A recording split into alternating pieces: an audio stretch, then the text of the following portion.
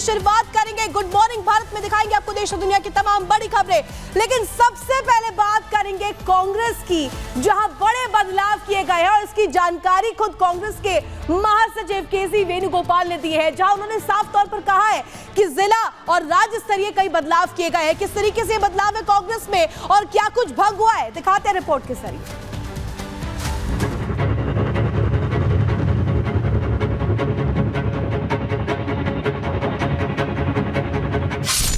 हरियाणा महाराष्ट्र में हार,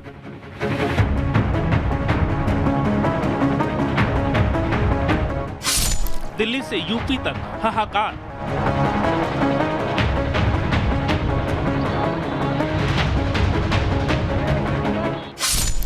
यूपी कांग्रेस में ओवरहॉलिंग,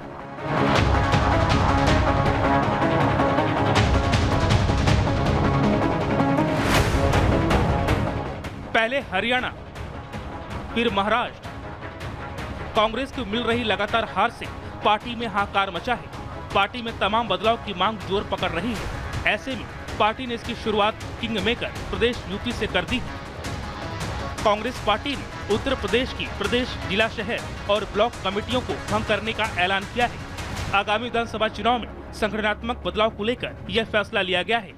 कांग्रेस पार्टी की ओर से जारी आदेश के बाद पुराने पदाधिकारी, कार्यकारी समिति के सदस्य अब इन पदों पर नहीं रहेंगे।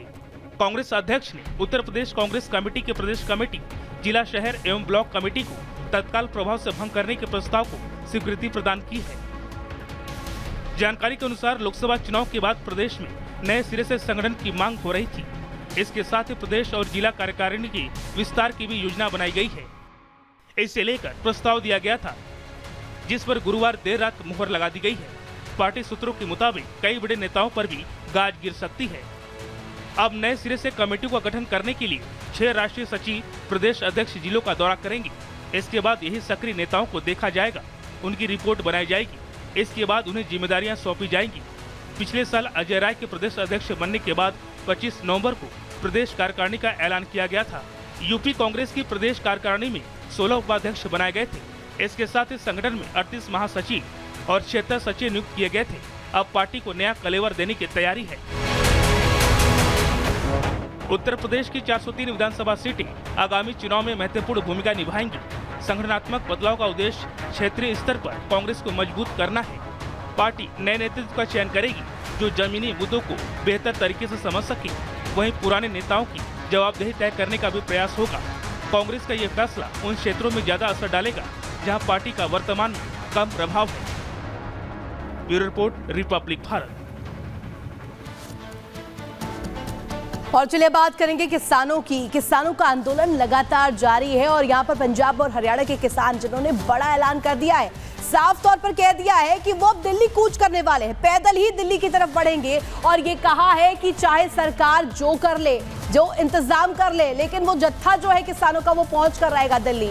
और इसके लिए बाकायदे प्लानिंग भी बताई है। किसानों ने कहा है कि 101 किसान इस जत्थे में शामिल रहेंगे और हर एक दिन एक जत्था जाएगा। प्रशासन जो भी कर ले वो जाकर रहेंगे दिल्ली। पूरी रिपोर्ट के जरिए आपको दिखाते हैं खबर।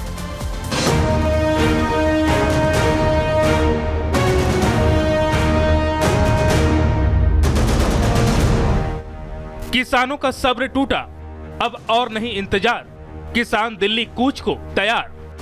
पंजाब के शंभू बॉर्डर पर पिछले 10 महीने से डेरा डाले किसान संगठन दिल्ली कूच करने के लिए तैयार हैं। किसान नेता सरवन सिंह पंथेर ने कहा कि 101 किसानों का एक जत्था शुक्रवार दोपहर 1 बजे शंभू बॉर्डर विरोध स्थल से दिल्ली के लिए कूच करेगा। हमने पूरा देश दुनिया के समक्ष ये ऐलान करके रखा है कि हम जत्थों में जाएंगे और ये भी तय हो गया कि 101 आदमी जाएंगे। उसकी लिस्ट भी मीडिया को मुहैया करवा दी गई, इसमें कोई भी दुचित्ती नहीं है और पीसफुली जाएंगे। यानी शंभू बॉर्डर पर एक बार फिर से किसानों और प्रशासन के बीच तकरार देखने को मिल सकता है, क्योंकि हरियाणा सरकार ने अंबाला में धारा 144 लगा दिया है। बॉर्डर पर पुलिस प्रशासन का कड़ा पहरा है। किसानों के दिल्ली जाने पर रोक लगा दी गई है।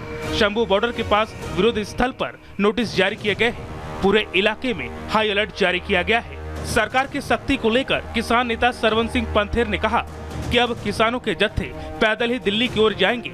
इसके बाद भी उन्हें रोकने की कोशिश की जा रही है। अगर अब भी सरकार उन्हें मार्च निकालने से रोकती है तो ये उनके लिए नैतिक जीत होगी।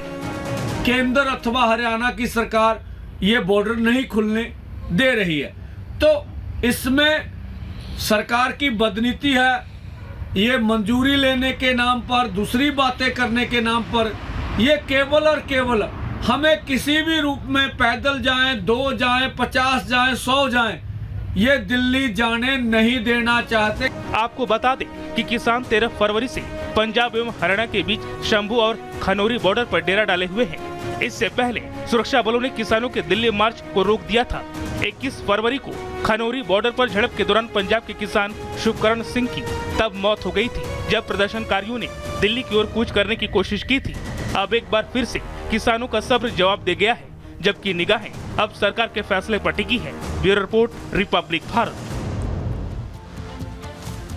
और चलिए बात करेंगे महाराष्ट्र की। महाराष्ट्र में चुनाव रिजल्ट के 13 दिन बाद नई सरकार बन गई है। देवेंद्र फडणवीस 10 साल में 3 बार मंत्री पद की शपथ लेते हुए नजर आए और ऐसा करने वाले वो बीजेपी के पहले नेता बने हैं। वहीं लेकिन इसके अलावा महायुति की सरकार तो बन गई है, लेकिन साथ ही साथ जो तमाम मुद्दे हैं जिसपे कहा है कि मुद्दों पर काम करेंगे और जनता से जो वादा किया है वो भी पूरा करेंगे, लेकिन इसके साथ साथ बड़ी चुनौती सहयोगों को साथ रखना, उन्हें साधना भी नजर आ रहा है। रिपोर्ट के जरिए पूरी खबर आपको।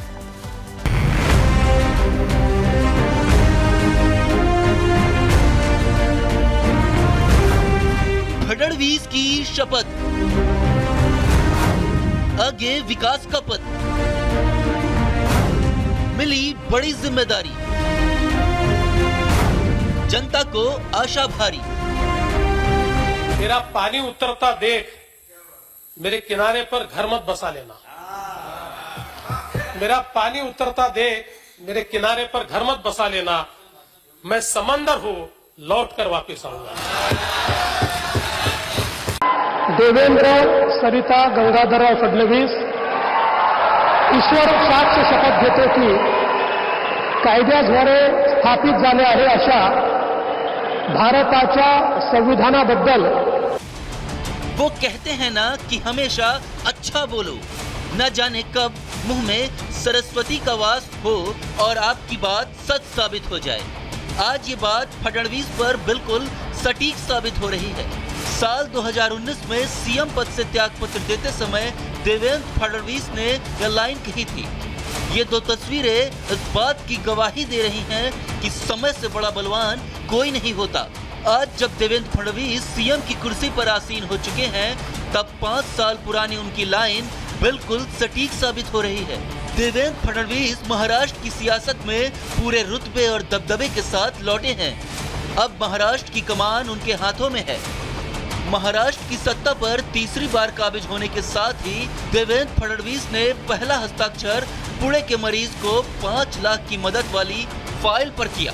इसके साथ ही फडणवीस ने अपने इरादे साफ जाहिर कर दिए, क्योंकि वो जानते हैं कि विकास ही एक रास्ता है जिससे जनता के दिलों तक पहुंचा जा सकता है। उन्होंने अपनी पहली प्रेस कॉन्फ्रेंस में इस बात की तस्दीक कर दी कि उनकी सत्ता में वापसी हुई है, लेकिन ये सरकार जनता के लिए होगी।